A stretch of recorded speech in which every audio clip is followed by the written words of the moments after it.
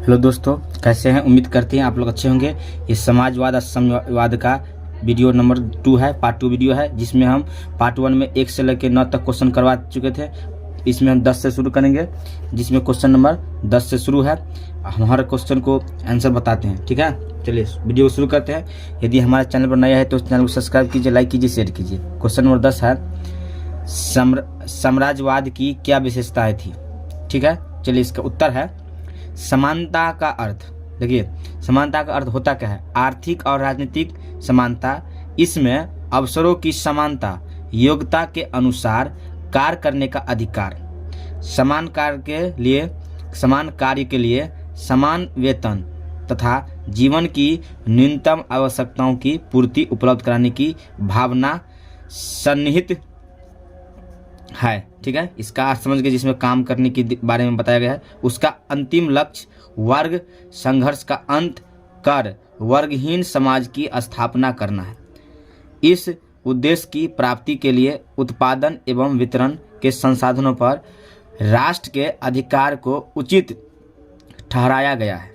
ठीक है, चलिए आगे देखते हैं। समाजवाद के 3 मुख्य सिद्धांत है जिन पर सभी समाजवादी सहमत हैं। पहला सिद्धांत इसका ये है, देख लीजिए। पहला सिद्धांत क्या है? प्रथम जो आता है, समाजवाद निजी पूंजीवाद की आलोचना करता है। प्रथम सिद्धांत यही है। द्वितीय सिद्धांत है, समाजवाद श्रमिक वर्ग और मजदूरों की आवाज़ है। एक तरफ यह व्यावसायिक वर्ग का पक्ष लेता है। ये प्रथम और द्वितीय समझ गए। चलिए तृतीय आपको बताते हैं हम। देखिए, द्वितीय में ये भी आता है, जो दूसरी तरफ पूंजीवादी या मिल मालिकों के शोषणमूलक चरित्रों का विरोध करता है। ठीक है।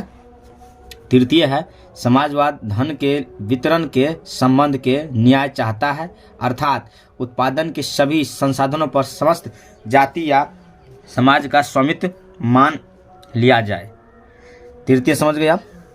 क्वेश्चन नंबर 11 है। 11 क्वेश्चन बताता है, रूस की क्रांति ने पूरे विश्व को प्रभावित किया, किन्हीं 2 उदाहरण द्वारा स्पष्ट करें। आपको उदाहरण भी देना है, समझाना भी है। ठीक है, इसका आंसर है 1917 की रूस क्रांति के प्रभाव काफ़ी व्यापक और दूरगामी थे। इसका प्रभाव न केवल रूस पर बल्कि विश्व के अन्य देशों पर भी पड़ा जो निम्नलिखित थे।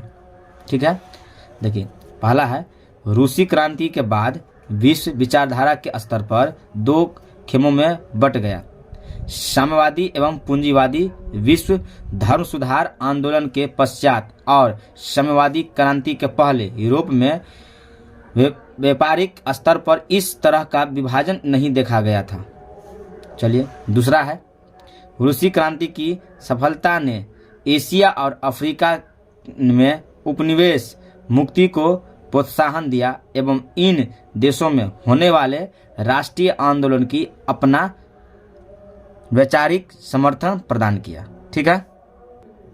क्वेश्चन नंबर 12 है, प्रथम विश्व युद्ध में रूस की पराजय ने क्रांति हेतु मार्ग प्रशस्त किया, कैसे? देखिए, इसका उत्तर है, प्रथम विश्व युद्ध 1914 से 1918 तक चला। रूस इस युद्ध में मित्र राष्ट्रों की ओर से लड़ा। युद्ध में शामिल होने का एकमात्र उद्देश्य था कि रूसी जनता आंतरिक असंतोष को भूलकर बाहरी मामलों में उलझी रहे। ठीक है, परंतु युद्ध में रूसी सेना चारों तरफ हार रही थी। सेनाओं के पास न अच्छे हथियार थे और न ही पर्याप्त भोजन की सुविधा थी। युद्ध के मध्य में जाने सेना का कमान अपने हाथों में ले लिया।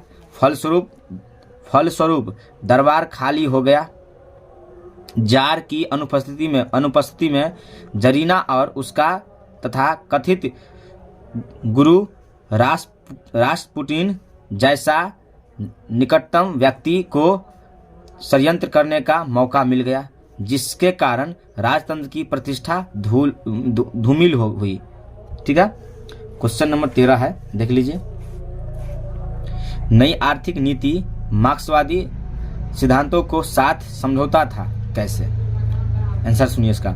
मार्च 1921 ईस्वी में लेनिन ने नई आर्थिक नीति का प्रतिपादन किया, जिसमें साम्यवादी विचारधाराओं के साथ ही 7 पूंजीवादी विचारधाराओं को स्वीकार किया।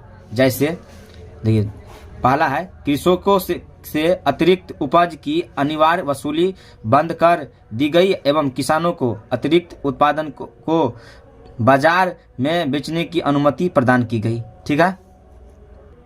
तीसरा है 1924 ईस्वी में सरकार ने अनाज को स्थान पर रूबल में कर लेना प्रारंभ किया। ठीक है। रूबल मतलब सोवियत संघ की मुद्रा को कहते हैं। ठीक है। क्वेश्चन भी आता है रूबल ऑब्जेक्टिव में। सोवियत संघ में छोटे उद्योग का विराष्ट्रीयकरण किया गया। 1922 ईस्वी में 4000 छोटे उद्योग को लाइसेंस जारी किया गया। ठीक है। चौथा है श्रमिकों को कुछ नगद मुद्रा प्रदान किए जाने लगा। समझ गए। चलिए क्वेश्चन नंबर 14 है, ये भी VVI क्वेश्चन है। समाजवाद क्या है?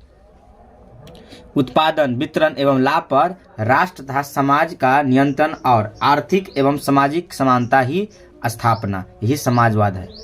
ठीक है। क्वेश्चन नंबर 15 है, समाजवाद शब्द का सर्वप्रथम उपयोग कब एवं कहाँ हुआ?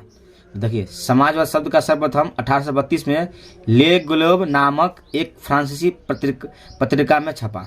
इसका आंसर यही हुआ 1832 में। ध्यान रखिएगा, समाजवाद शब्द का उपयोग 1832 में हुआ और किसने किया? तो ले ग्लोब नामक एक फ्रांसीसी पत्रिका में छपा है। ठीक है। क्वेश्चन समझ गए। क्वेश्चन नंबर 15 तक इस चैप्टर में कंप्लीट हो गया। ये पार्ट 2 वीडियो था। ठीक है। और अगले चैप्टर में लेकर आएंगे। इसका हम पार्ट 1 पार्ट 2 वीडियो करके लाए थे। इसमें हम पहला जो चैप्टर है यूरोप में राष्ट्रवाद, इसका ऑब्जेक्टिव पहले लाएंगे, फिर चैप्टर नंबर 2 का फिर ऑब्जेक्टिव लेकर आएंगे। ठीक है। हमारे चैनल पर बने रहिए।